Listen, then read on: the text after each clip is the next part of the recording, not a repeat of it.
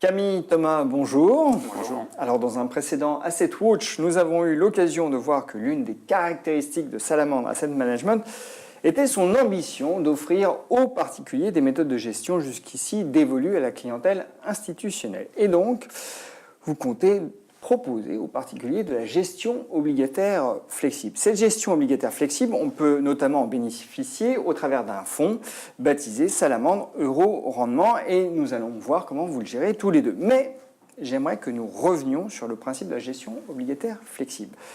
En quoi s'agit-il réellement de quelque chose d'original et quelle est sa valeur ajoutée sur le marché ? En fait, merci Vincent. L'idée, elle est très simple de ce fonds. Elle est liée au constat qu'on a fait avec Thomas du marché obligataire. Aujourd'hui, la plupart des fonds obligataires sont des fonds benchmarkés. Voilà. C'est-à-dire que c'est des fonds qui sont très bien gérés, mais qui sont uniquement sur une sous-thématique obligataire, que ce soit le high yield ou les subordonnés. L'idée de Salamandre au rendement, c'est de partir de l'idée inverse. C'est de dire, on va faire de Salamandre au rendement un espèce de mandat tout-terrain, multi-obligataire, multi-crédit, dans lequel on peut justement investir sur l'ensemble du scope obligataire en fonction des opportunités qui se présentent. Alors, ce que j'aimerais comprendre, c'est pourquoi c'est si important de le faire aujourd'hui. En fait, vous n'êtes pas sans savoir que les taux d'intérêt aujourd'hui sont à un niveau extrêmement bas. Les taux ont baissé maintenant depuis plus de 27 ans. On était à plus de 9%, on est passé en taux négatif l'année dernière. D'ailleurs, on voit à l'écran apparaître, pour illustrer cet écrasement des taux d'intérêt dont vous parlez, l'évolution du taux 10 ans allemand depuis mars 90. On voit en effet l'écrasement. Oui, on n'a pas, exactement, donc on n'a pas besoin d'être un gérant star pour performer quand on a un tel vent dans le dos. Donc aujourd'hui, malheureusement, la situation, elle s'est inversée.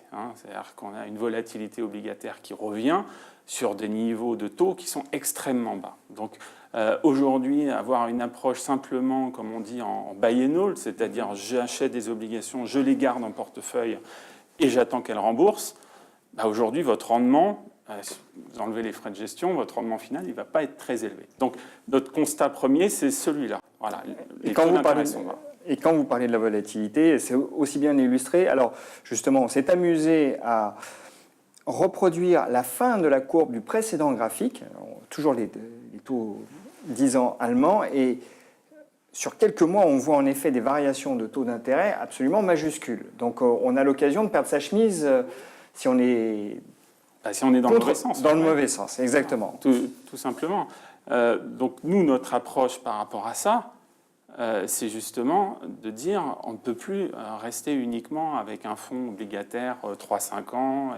Non, il faut pouvoir piloter sa sensibilité. Et c'est ce qu'on peut faire dans Salamandre au rendement, cette capacité de pilotage de la sensibilité. Bon, là, vous venez de nous décrire un environnement où on assiste à l'émergence de tendances de fonds différentes et de ruptures.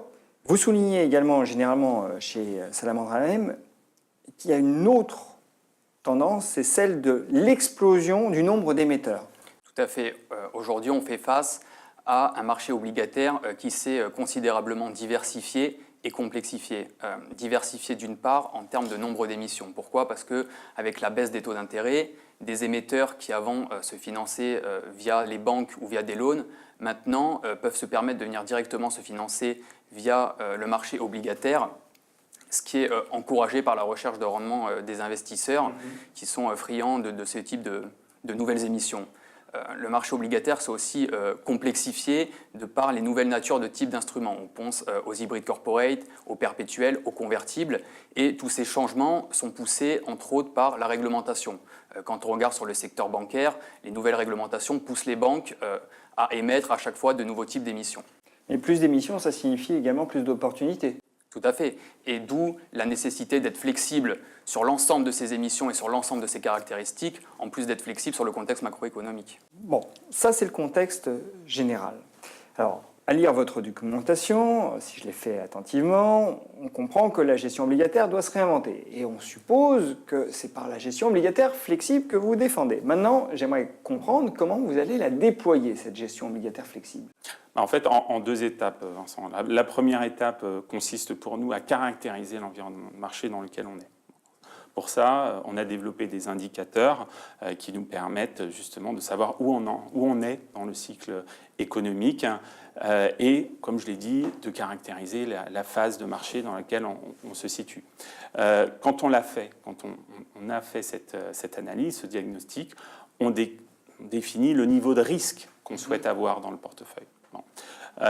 Et une fois on verra ça dans un instant, mais quand on a construit le portefeuille, on fait régulièrement des tests, des stress tests, sur notre portefeuille obligataire pour voir quel risque embarqué on a dans ce portefeuille obligataire. Donc, sur l'aspect, on a deux approches, une approche top-down et une approche bottom-up. Je viens de décrire l'approche top-down, qui elle-même est double, je l'ai dit.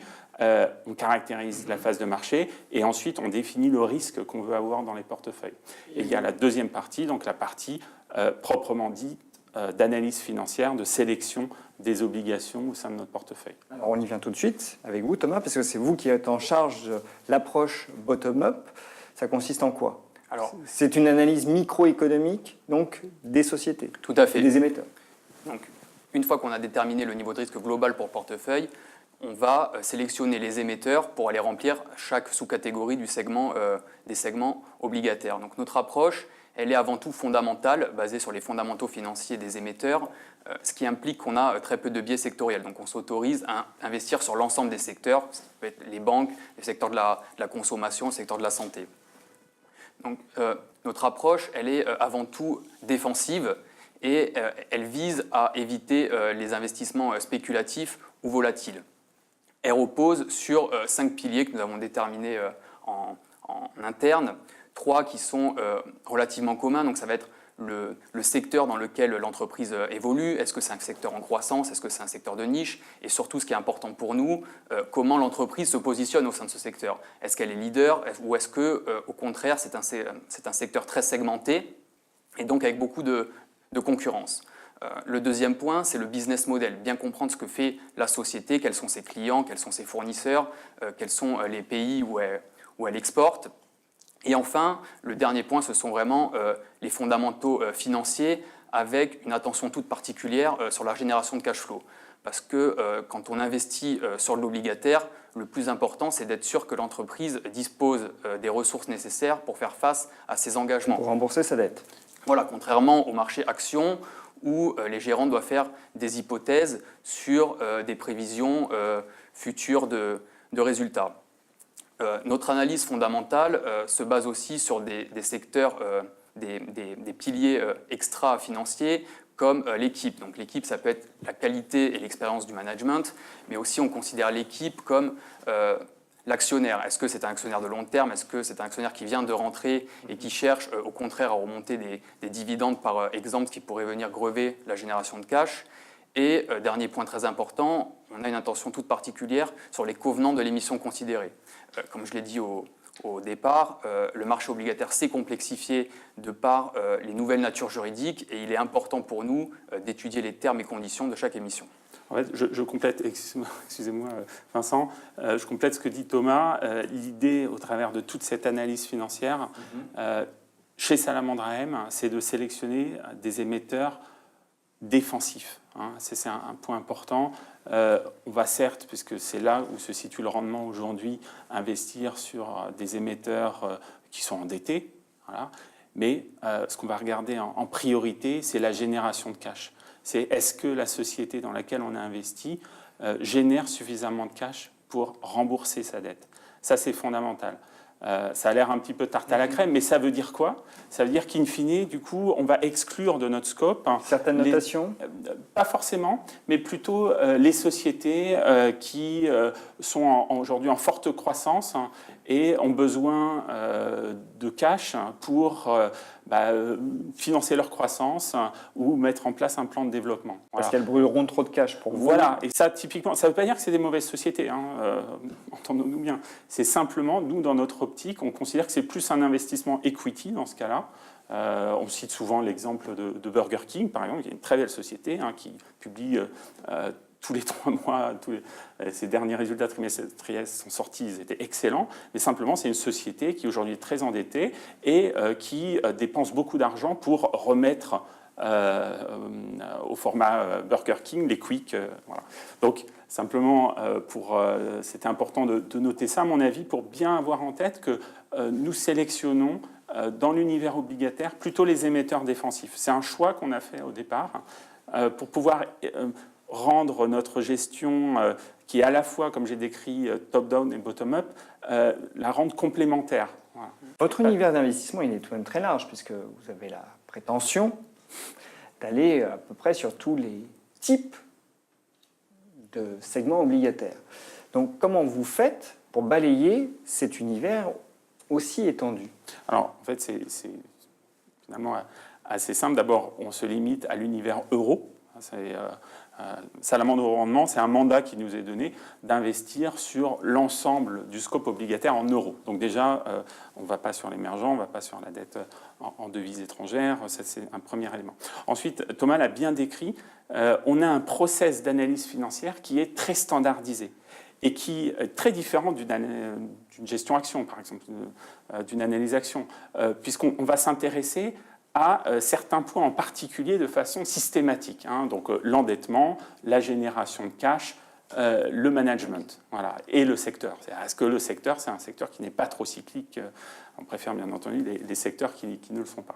Donc finalement, par cette approche propriétaire, parce qu'on a développé des indicateurs qui nous sont propres pour nous permettre d'analyser de façon plus systématique les émetteurs, et bien, aujourd'hui, on couvre à peu près 300 émetteurs en Europe.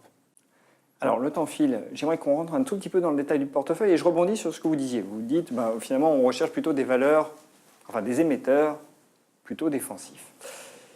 Et on n'aime pas trop ce qui est cyclique. Pourtant, quand je regarde au 31 août l'exposition par secteur, je vois que la conso cyclique, c'est la première exposition du portefeuille, avec 14%.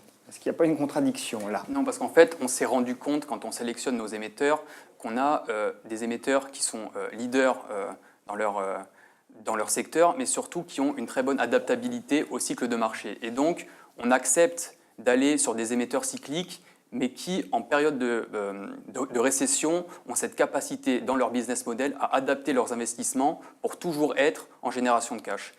Donc, c'est ce qui peut expliquer cette exposition. Vous avez aussi une exposition majoritaire à la France. À quoi cela tient-il? Parce que c'est un fonds euro. Oui, tout à fait. Alors, tout un fonds euro, entendons-nous, oui, qui couvre la zone euro. Exactement, tout à fait, vous avez raison de préciser. Tout simplement parce que la France est le premier marché de la dette obligataire en Europe.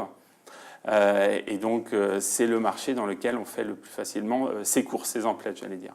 Et puis, l'autre raison, de façon très prosaïque, c'est qu'on est en France et qu'aujourd'hui, on a davantage accès aux émetteurs français que si on était situé dans d'autres pays. Donc, mais la principale raison, c'est le nombre d'émetteurs qui tapent à la porte du marché obligataire.